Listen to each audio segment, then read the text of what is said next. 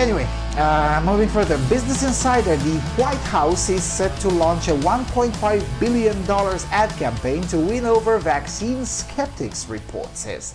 The White House will soon launch the public relations campaign to promote COVID-19 vaccination and ease the concerns of Americans who are skeptical or hesitant to get their shots, Stat News reports.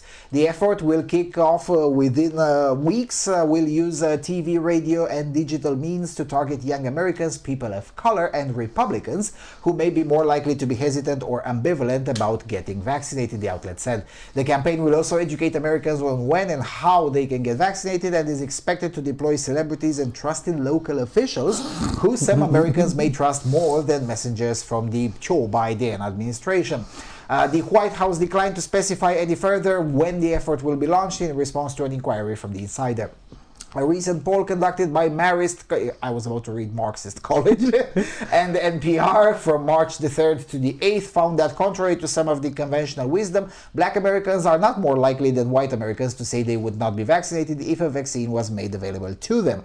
The poll found that 49% of Republican men, 47% of 2020 Trump supporters, and 40% of white men without college degrees said they would not get a vaccine when it is made available to them.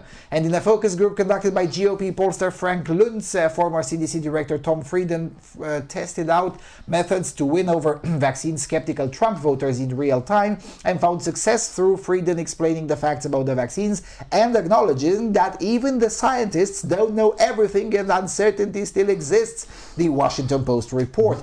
Oh, so you're saying that being honest rather than being stupid in public and a disingenuous prick like Fauci is more likely to win conservatives over? Oh my goodness.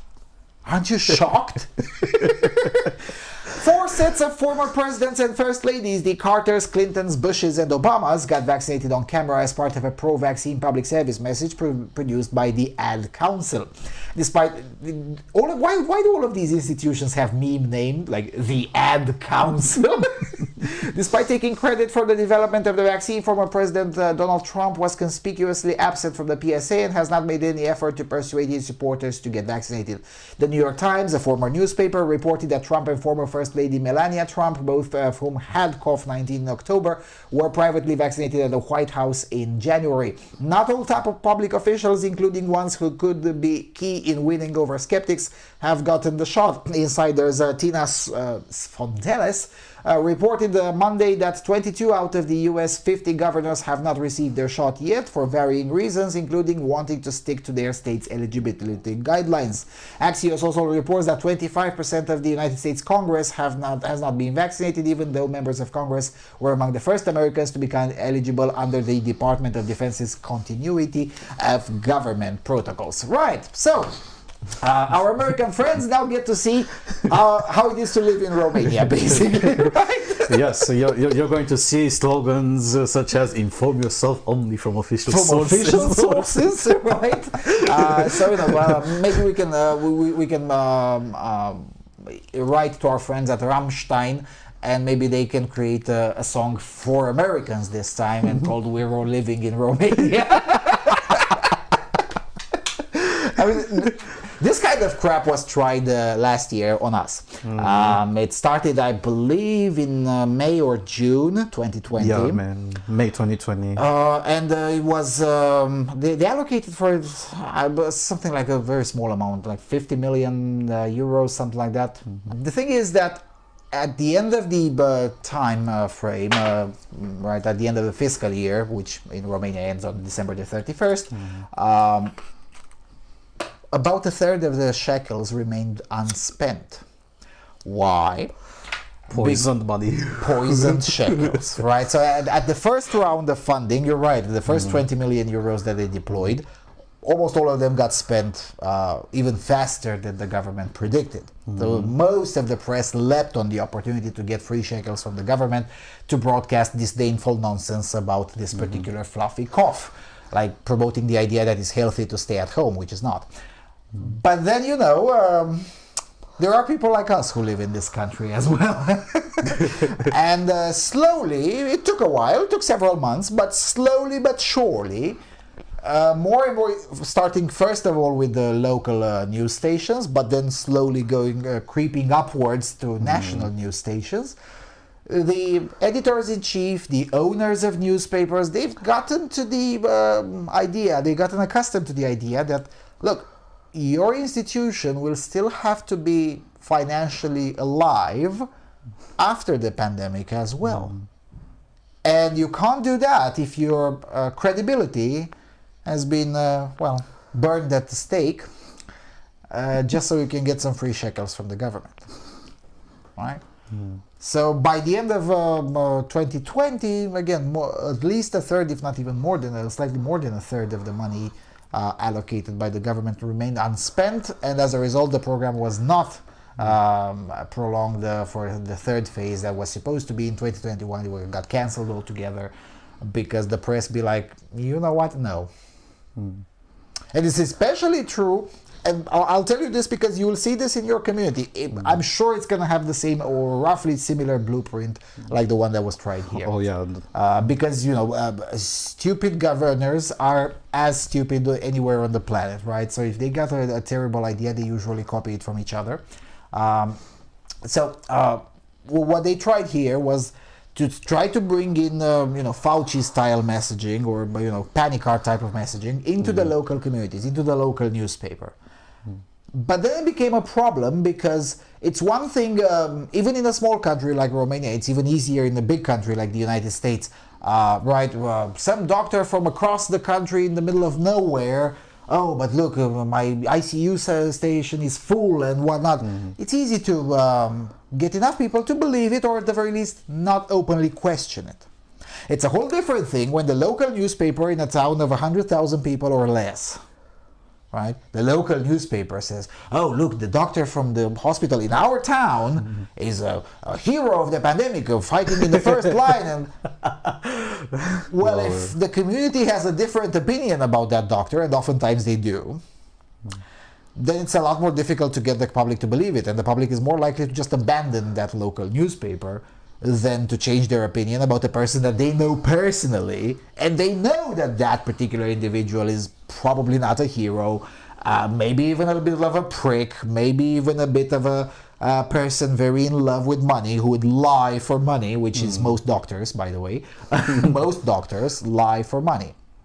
And that's as a routine. And again, not just in Romania, anywhere on the planet. Yeah, doctors routinely lie for money. Yeah, and this blueprint will be observed in the US as well. So it's not going to be most likely the local publications in cities, just as you said, of 100,000 people or less. It will be in either the large cities, for example. I think of most likely LA Times will jump on this bandwagon. Oh, the Chicago Tribune. The Chicago Tribune as well, and any other newspaper which is located in a city of millions of people, because they will most likely not be held accountable as hard as they would get if they were in this case in the smaller cities. So there will be those, and there'll be the big ones, the CNN, MSLSB, MSNBC, CBS, right. Everybody will jump on that bandwagon, and you're going to see how they all sound like a bunch of NPCs.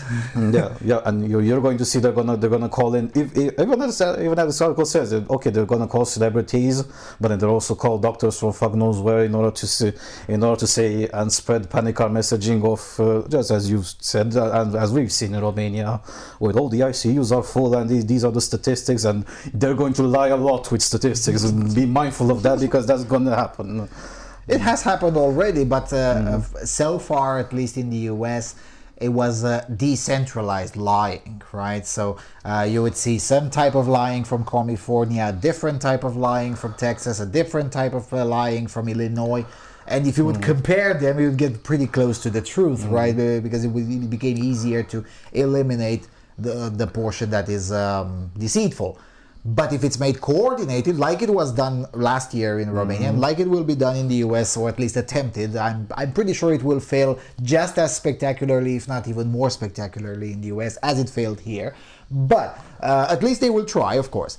Because why not? It's not like they're paying money out of their own pocket, they're paying money out of your pocket. So when they will try to lie in a coordinated fashion, or at the very least slightly more coordinated than until now, because until now, who was the coordinating voice? Well, Fauci, and that's it.